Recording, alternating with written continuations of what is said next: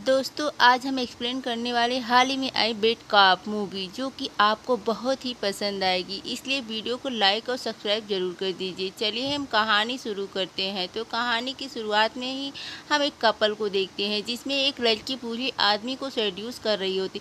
तभी वहाँ लड़की का पति आ जाता है और लड़की उस आदमी को कहने लगती है कि तुम छुप जाओ वरना मेरा पति तुम्हें नहीं छोड़ेगा। इससे वह आदमी छुपने लगता है। इस आदमी को पता भी नहीं था कि ये लड़की तो शादीशुदा है। अब जैसे ही वो आदमी छुपता है तो लड़की जाकर दरवाज़ा खोलती है और वहाँ लड़का आकर बवाल मचा देता है कि तू किस किस के साथ मुँह काला करती है। तभी लड़की की नज़र उस आदमी पर पड़ती है और वह गुस्से में आकर अपनी गन निकालकर अपनी बीवी को ही मार डालता है। यह देखकर वो आदमी काफ़ी ही ज़्यादा डर जाता है और कहता है कि मुझे जाने दो, बदले में जितना पैसा चाहिए मैं तुम्हें सब कुछ देने के लिए तैयार हूँ। इसके बाद लड़का आदमी से उसके घड़ी जेब में रखा कैश सब कुछ ले लेता है।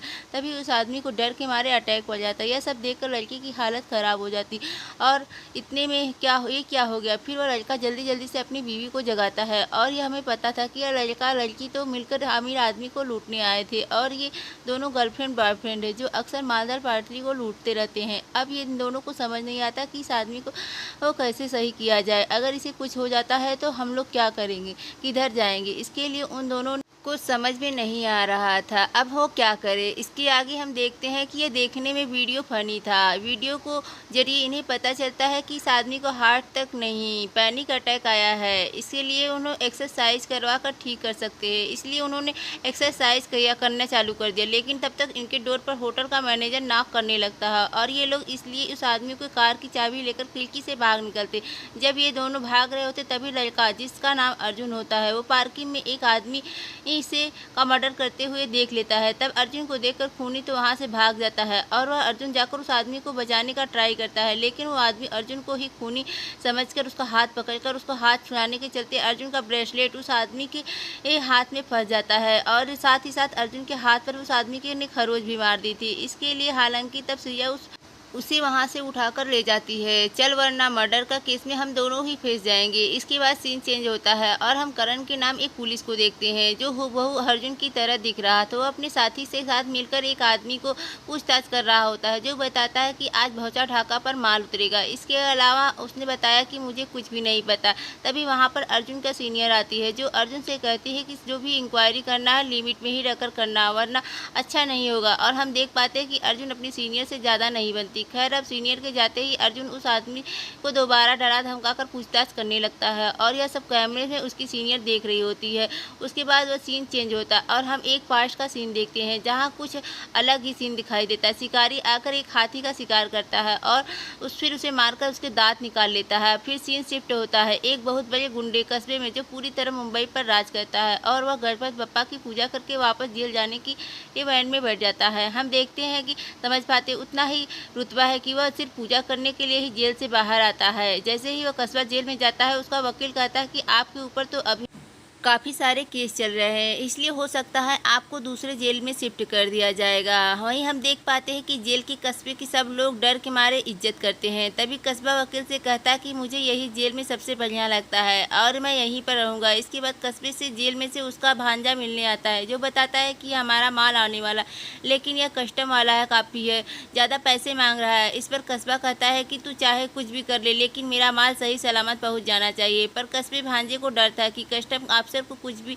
हुआ तो पुलिस वाले उसके पीछे पड़ जाएंगे। इसलिए अब हम उसी होटल में जहां मर्डर हुआ था वहां CIAS आरिफ खान नाम का एक पुलिस अफसर है जो देखते हैं कि इसी के मर्डर को इन्वेस्टिगेट करने आया था। वो पुलिस से कहता है कि यह आनंद मिश्रा जो है मेरा दोस्त है। तब पुलिस वाला कहता है कि यहाँ एक लड़का और लड़की मौजूद थे जिन्होंने पहले होटल में एक आदमी को ठगा है और फिर उसकी कार लेकर भाग गए। तभी आरिफ की नज़र लाश के हाथ में पड़ती है और वह नाखून मिले DNA का सैंपल निकालने के लिए बोलता है। इसके बाद आरिफ CCTV कैमरे की फुटेज देखता है। पता चलता है कि सारे कैमरा अपने आप ही चलने बंद हो गए थे, इसलिए कुछ दिनों के बाद रिकॉर्ड भी नहीं हो पाया था। उस टाइम सारे गार्ड भी टाइम के पास करने निकल गए थे, इसलिए आरिफ को कुछ भी पता नहीं चलता। इसके बाद आरिफ पुलिस वाले को कहता है कि तुम्हारे कमिश्नर को मैं संभाल लूँगा, बस तुम इस केस से जुड़ी सारी चीज़ें का पता लगा। फिर हम अर्जुन और उसकी गर्लफ्रेंड श्रिया को देखते, जो पहले तो जाकर खून के लगे कपड़े को बदलती है और फिर अर्जुन किसी और की गाड़ी चुराकर वहां से निकल जाता है, क्योंकि उसे लग रहा है कि अब तक पुलिस वाले ने उस आदमी की कार के बारे में पता लगा लिया होगा। तब हमें पास्ट की एक झलक दिखाते हैं, जहाँ हम दो जुड़वा भाइयों को देखते हैं। उसके बाद का सीन देखते हैं कि जिसमें एक भाई तो काफ़ी शैतान होता है और एक भाई काफ़ी समझदार है। यह दोनों कोई और नहीं बल्कि करण और अर्जुन ही थे, जिसमें करण अक्सर अपने शैतान भाई को बचाता है अर्जुन को। करण अर्जुन से कहता है कि अगर तुझे कोई भी प्रॉब्लम हो तो हमें बताना, सबसे पहले मैं खड़ा ही मिलूंगा। तभी प्रेजेंट में श्रिया कहती है कि तुम करण से बात करो, वह हमें इस झमेले से निकाल पाएगा। लेकिन अर्जुन कहता है कि यह बात मैं कैसे फ़ोन पर नहीं कर सकता, क्योंकि उसकी बीवी देविका को पता चल गया था करण मेरे से बात कर रहा है तो उसका दिमाग खराब कर देगी। इसलिए यह दोनों करण के घर जाकर पहुंचते हैं, ताकि मौका मिलते ही अर्जुन करण से बात करे। अब करण अपने घर आता है और यहाँ पर उसकी सीनियर पहले से ही मौजूद थी। तभी हमें पता चलता है कि यही देविका है, जो कि करण की बीवी है। तब देविका करण से आज के बारे में सवाल करने लगती है, जो करण उस पर गुस्सा हो जाता है और मैं बास को जवाब दूँ या फिर बीवी को, इस दोनों में यह बहस हो जाती है। इनकी बातों में हमें पता चलता है कि पहले ये दोनों सेम पोजीशन पर थे, लेकिन अब देविका जो है प्रमोशन होने के कारण उसकी सीनियर बढ़ गई, जो बात करण को बहुत ही ज़्यादा चुभती थी, पसंद नहीं है, क्योंकि यह उस पर आर्डर जमाने लगती थी। तभी ये दोनों डिवोर्स की बात हैं, बीच में लाते हैं। यहाँ इनकी बेटी आ जाती है और इन्हें लड़ने से रोकती है। अब देविका जो है अपनी बेटी को सुलाने ले जाती है। करण उसके साथ राहिल को मैसेज आता है कि चले क्या, इसलिए करण भी राहिल के साथ काम पर निकल जाता है। वही करण का पीछा करने अर्जुन भी करने लगता है, ताकि उस अकेले में पाकर उसकी मदद मांग सके। फिर करण सीधा उसी कस्टमेट वाली जगह पर आता है माल पकड़ने के लिए। वह देखता है यह जगह तो पूरी की पूरी सुनसान पड़ी है, जरूर यहाँ पर कुछ गड़बड़ है, इसलिए वह अकेला अंदर देखने चला जाता है।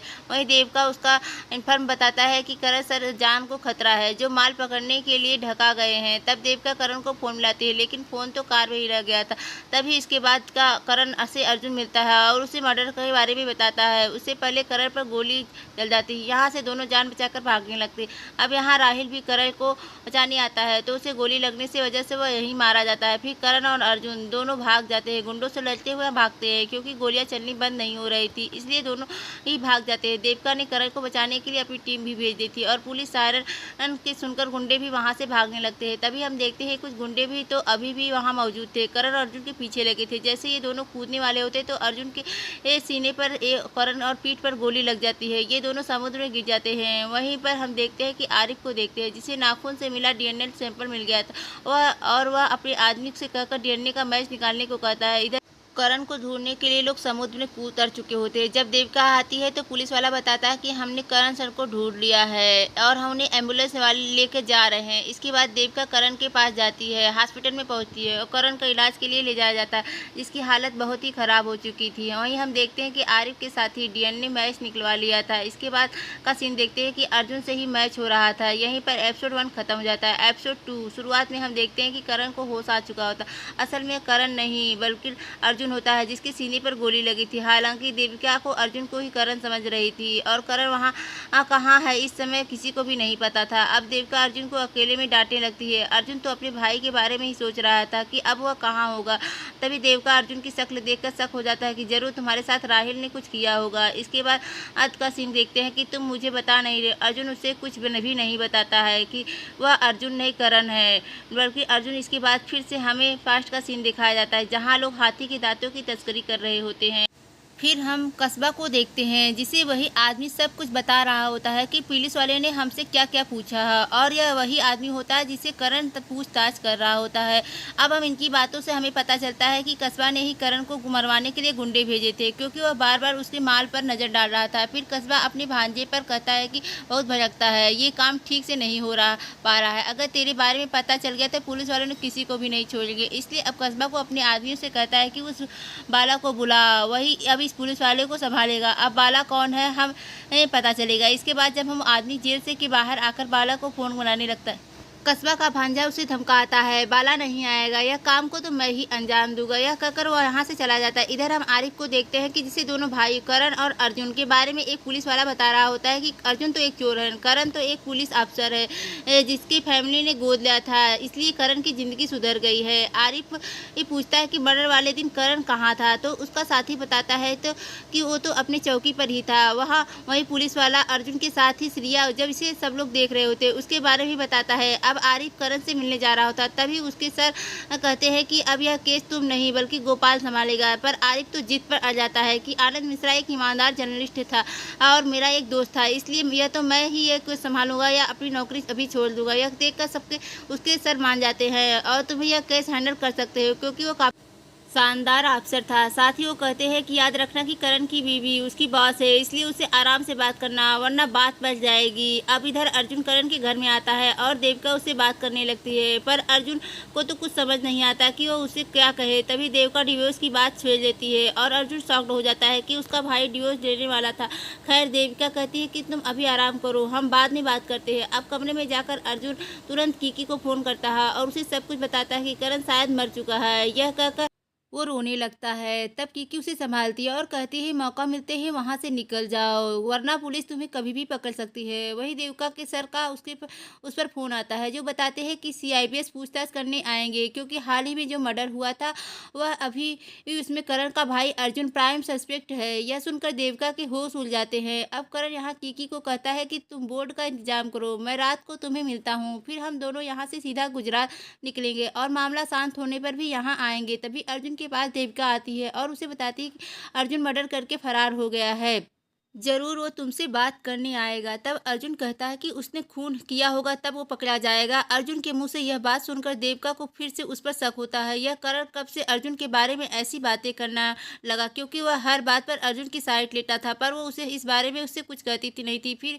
हम देखते हैं कि जहाँ करण अर्जुन की वजह से डांट खा रहा होता, उसे अनाथ आश्रम का आदमी बताता है अर्जुन के करण ही तुम्हें कोई भी गोद नहीं ले रहा। यह सुनकर करण उदास हो जाता है। इसके बाद प्रेजेंट में करण अब देविका के लिए एक लेटर लिखता है, जिसमें लिखता है कि उसने अपने बारे में सब कुछ बता दिया था, मैं करण नहीं अर्जुन हाँ, और वो मर्डर मैंने नहीं किया था।